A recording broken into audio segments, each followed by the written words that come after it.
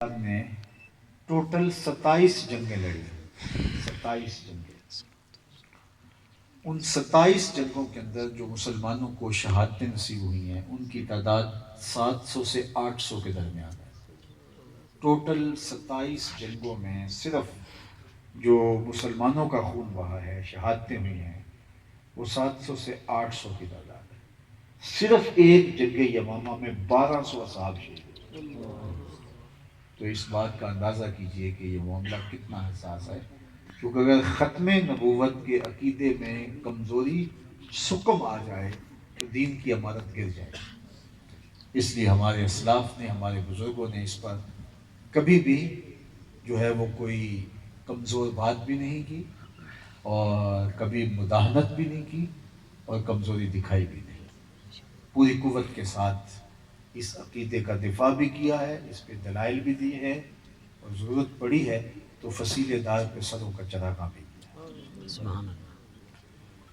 سوال یہ ہے کہ یہ تو درست ہے کہ جو دجال آئیں گے وہ جھوٹے ہوں گے، اور مختلف ادوار میں مختلف لوگ آتے بھی رہے، لیکن جب اس دور کے لوگوں نے ان کا مقابلہ کیا، محاسبہ کیا، مواخذہ کیا، تو وہ پھر اپنی موت آپ مر گئے یا مسلمانوں کے ہاتھ سے تہتے ہوئے، یہ تاریخ ہمیں بتاتی ہے۔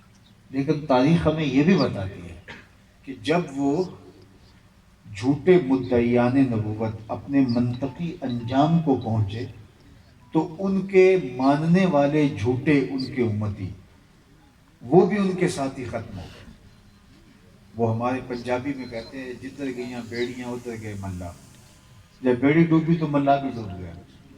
تو ہم تاریخ پڑھتے ہیں کہ جب بھی کسی جھوٹے مدعی نبوت کا مواخذہ کیا تو اس کی جھوٹی امت متبعین وہ بھی ساتھ ہی منطقی انجام کو پہنچ گئے اور ختم ہو گئے۔ بڑی بڑی طاقتیں بھی آئیں، جس طرح یمامہ کا مسلمہ کذاب کا میں نے آپ کو کہا 30,000 لوگ اپنے ساتھ کھڑے کر دیے تھے اس وقت، اور وہ جنگجو لوگ تھے، لیکن بعد میں کہاں گئے؟ وہ بھی خاک میں مل گئے۔ لیکن دو لوگ ایسے ہیں کہ جن کے مرنے کے بعد، منطقی انجام کے پہنچنے کے بعد بھی ان کے جھوٹے متبعین آج بھی موجود ہیں۔ اس میں ایک مسلمہ پنجاب مرزا قادیہ ہے، جس کو اس دنیا سے ختم ہوئے، اس دھرتی سے اس کے وجود کے ختم ہوئے 100 سال سے زیادہ عرصہ بیت گیا، لیکن اس کے جھوٹے متبعین اور جھوٹی امت مرزائی آج بھی پوری دنیا کے اوپر موجود ہے۔ دوسرا ایران کا بہاؤلہ، اس کے ماننے والے بہائی آج بھی پوری دنیا کے اوپر موجود ہیں۔ سوال یہ ہے کہ 30 کے قریب دجال کی حضور نے خبر دی ہے، اور جب وہ اپنے منطقی انجام کو پہنچے تو ان کے ماننے والے بھی ان کے ساتھ ہی ختم ہو گئے۔ لیکن یہ دو لوگ ایسے ہیں جن کے ماننے والے ان کے گروؤں کے مرنے کے باوجود آج بھی 100 سال بعد بھی باقاعدہ کام کر رہے ہیں، محنت کر رہے ہیں، اور ان کا وجود پایا جاتا ہے۔ تو اس کی کیا وجہ ہے؟ بس آج اس کانفرنس میں ہم نے یہ سوچنا ہے اور اس ذمہ داری کو سمجھنا ہے جو اس کے بعد ہمارے اوپر عائد ہو۔ اصل ماضی کے اندر جن لوگوں نے نبوت کا دعویٰ کیا وہ اپنی خواہش نفس اور اپنی حماقت، تکبر اور اپنی شیطنت کی وجہ سے کیا۔ ان لوگوں کے اندر بھی شیطنت موجود تھی، لیکن یہ خود نہیں کھڑے ہوئے تھے، ان کو نوآبادیاتی نظم نے کھڑا کیا تھا۔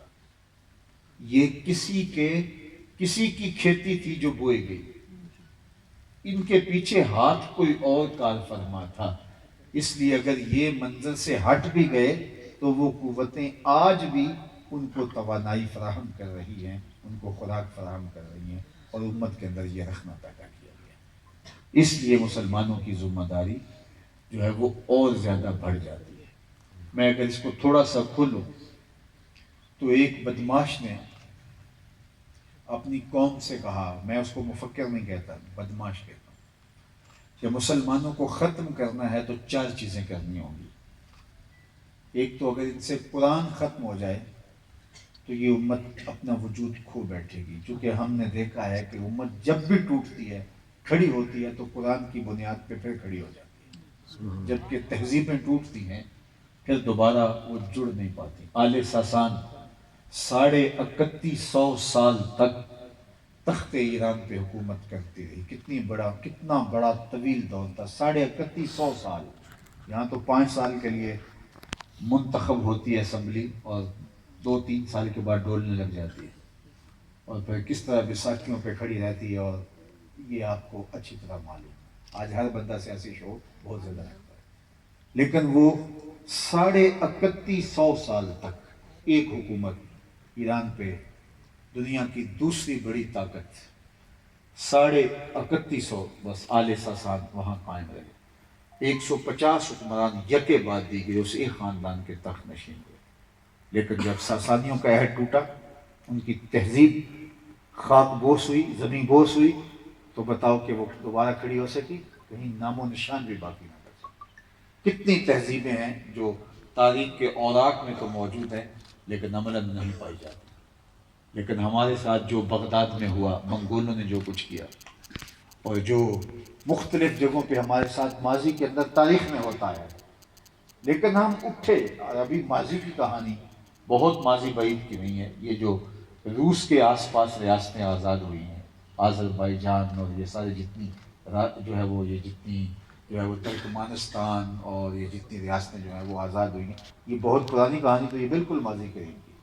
اور یہاں گھر میں کسی کے قرآن رکھنا بھی جرم تھا، اور انہوں نے قرآن کو کبھی دیکھا تک نہیں تھا، اور نصف صدی سے زیادہ، پون صدی کا عرصہ اس طرح انہوں نے گزارا تھا۔ لیکن جب اٹھے تو آج ہم سے عملاً ہم سے اچھے مسلمان بن کے سامنے آ رہے ہیں۔ تو اس نے کہا کہ یہ کیا ہوتا ہے کہ یہ تہذیبیں ٹوٹتی ہیں تو اٹھ نہیں پاتی، مسلمان ٹوٹتے ہیں تو پھر انہی بنیادوں پہ کھڑے ہو جاتے ہیں۔ تو انہوں نے کہا اس کی وجہ یہ ہے کہ ان کی تھیوری نہیں مانتی، پریکٹیکل اسی پہ کھڑا ہوتا ہے، اور ان کی تھیوری ہے قرآن مجید۔ اس لیے کہ قرآن کو ختم کیا جا سکے تو پھر اس امت کو توڑا جا سکتا ہے، لیکن قرآن کو تو ختم کیا جانا ممکن نہیں۔ ایک تو انہوں نے کہا یہ ہدف۔ دوسرا ہدف یہ کہ اس امت کے اندر ایک اجتماعی نظم ہے، کمزور سے کمزور بھی ہو جائے وہ نظم قائم رہتا ہے۔ وہ کیا؟ کہ ہم محلے کی سطح پہ دن میں 5 مرتبہ مسجد میں جڑتے ہیں، محلہ جمع ہوتا ہے۔ علاقے کی سطح پہ ہم 8 دن کے بعد اجتماع جمعہ میں اکٹھے ہوتے ہیں، یہ ہمارا ہفتہ روزہ اجتماع ہے۔ شہر کی سطح پہ عیدین کے 2 سالانہ اجتماع ہوتے ہیں، اور عالمی سطح پہ حج کا اجتماع ہوتا ہے۔ تو یہ گلی سے لے کر عالمی سطح تک ایک مربوط نظم رکھتے ہیں، اور حج کو اگر ختم کیا جا سکے تو ان کی وحدت ٹوٹ سکتی ہے۔ یہ دوسرا اس نے کہا، اور یہ بہاءاللہ کو جو کھڑا کیا ایران نے، اس کو حج کے خاتمے کے لیے ٹاسک دیا گیا، اور اس نے ماڈل تیار کیے کعبۃ اللہ کے، اور کہا کہ اتنی دور سفر کرنے کی کیا ضرورت ہے، آپ یہیں گھوم لیں۔ اور آپ بھی دیکھتے ہیں آج کل بھی جب حج کا موسم آتا ہے، یہ قربانی کا، تو کتنے جو ہے وہ موسمی مینڈکوں کی طرح دانشور نکلتے ہیں، کتنا پیسہ اگر غریبوں میں بانٹا جائے تو کیا اچھا ہو، اور کیا غربت ختم ہو جائے، اور کتنی مشاورتیں دے رہے ہوتے ہیں، اور مہنگے مہنگے جو ہے وہ سیٹ لگے ہوتے ہیں، وہاں بیٹھ کر کے گفتگو کر رہے ہوتے ہیں، ہاتھ میں مہنگے مہنگے موبائل فون ہوتے ہیں، اور کر رہے ہوتے ہیں کہ یہ عمرہ اور حج، اور اگر یہ ختم کر دیا جائے، یہ اسی کا تسلسل ہے، کیونکہ مسلمانوں کی وحدت اجتماع جو ہے اس کو توڑا جا سکے۔